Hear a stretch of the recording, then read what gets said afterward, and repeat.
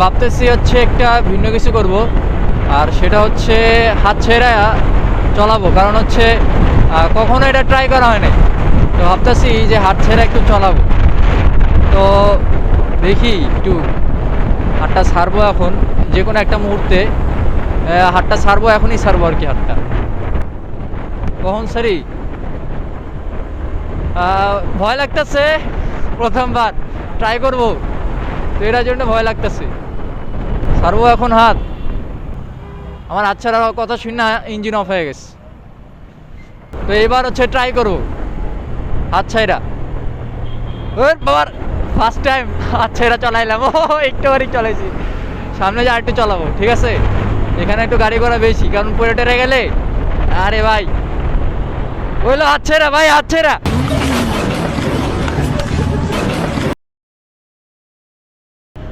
দেখলেন মিরাক্কেল, দেখাইলাম পড়ে গেছে, কিন্তু আসলে কিন্তু পড়ি নাই, তাই না?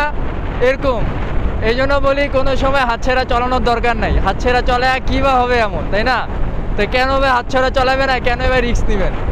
এই পড়ে যাওয়া থেকে বাঁচার জন্য সবসময় মনোযোগী হতে হবে। সবসময় বাইক চালাবেন মনোযোগ দিয়া।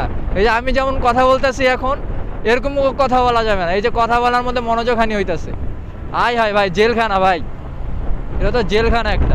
সেই